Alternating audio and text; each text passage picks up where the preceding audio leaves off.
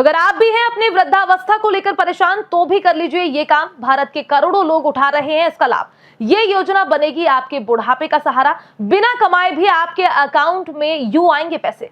अभी हाल ही में सरकार ने कुछ नौकरियों की पेंशन खत्म कर दी है, तो वहीं कुछ ऐसी भी नौकरियां होती हैं जिसमें वृद्धावस्था की पेंशन मिलती ही नहीं है। यानी ये बात तय है कि इन लोगों को अपने बुजुर्ग अवस्था की टेंशन सताती होगी कि अभी तो काम चल रहा है, लेकिन अगर हम बुजुर्ग हो गए और काम करने लायक नहीं रहे तो क्या होगा। बस आज की खबर इसी से जुड़ी हुई है। अगर आपके मन में ऐसे कोई सवाल पनप रहे हैं तो बिल्कुल निश्चिंत हो जाइए, क्योंकि ये मात्र खबर नहीं बल्कि समाधान भी है जो आपको आपकी वृद्धावस्था की प्लानिंग करने में आपकी सहायता करेगा। इस समस्या के समाधान के लिए हम आपको बताने जा रहे हैं कि प्राइवेट नौकरी से रिटायरमेंट के बाद आप कैसे पेंशन पा सकते हैं। इस पेंशन की बात को आपको सही से समझने के लिए समझना होगा कि ईपीएस में पेंशन के क्या नियम है। इसको हम सरल भाषा में समझे तो ईपीएस के लिए मैक्सिमम एवरेज सैलरी 15,000 रुपए है। साथ ही इसमें पेंशन के लिए मैक्सिमम सर्विस 35 साल तक की रखी गई है। वैसे कर्मचारी के 58 साल की उम्र के बाद वो पेंशन का हकदार बन जाता है। वहीं ईपीएस पेंशन 1,000 रुपए है। पेंशन के लिए कम से कम रेगुलर 10 साल तक नौकरी में रहना जरूरी माना जाता है। 50 साल के बाद और 58 की उम्र से पहले भी पेंशन लेने का विकल्प दिया जाता है। लेकिन अगर आपने पहले पेंशन लेनी शुरू कर दी तो आपको घटी हुई पेंशन दी जाएगी। इसके लिए फॉर्म 10D भरना होगा।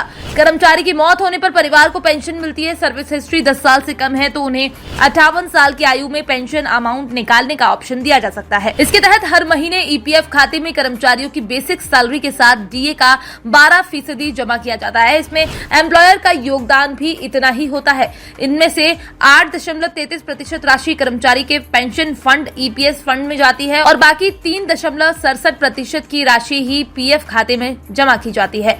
तो वहीं कर्मचारी भविष्य निधि यानी ईपीएफ अकाउंट में एम्प्लॉय की बेसिक सैलरी और महंगाई भत्ते का 12% जमा होता है। लेकिन एम्प्लॉयर की 12% की रकम 2 हिस्सों में जमा होती है। एम्प्लॉयर के 12% कंट्रीब्यूशन में 8.33% रकम एम्प्लॉय पेंशन अकाउंट में जमा होती है और शेष 3.67% रकम ही ईपीएफ अकाउंट में जमा कर दी जाती है। यहाँ हमें ये नहीं भूलना चाहिए कि ईपीएफ का फॉर्मूला कोई नया फॉर्मूला नहीं, बल्कि ये फॉर्मूला 15 नवंबर 1995 के बाद संगठित क्षेत्र में काम करने वाले कर्मचारियों पर लागू होने लगा था। इससे पूर्व के कर्मचारियों के लिए अलग नियम है। दूसरी ओर कर्मचारी संगठनों की ओर से ये मांग लगातार की जा रही है कि मौजूदा वेज स्ट्रक्चर और महंगाई दर को देखते हुए पेंशन के लिए औसत सैलरी की मैक्सिमम लिमिट को बढ़ाए जाने की संभावना बनी रहती है। फिलहाल इस स्कीम को लेकर आपकी अपनी क्या राय है? क्या आपके भी परिवार में कोई ऐसा व्यक्ति है जो इस स्कीम का लाभ ले रहा हो, और ये स्कीम किस हद तक लोगों की सहायता करने में मददगार साबित हो सकती है?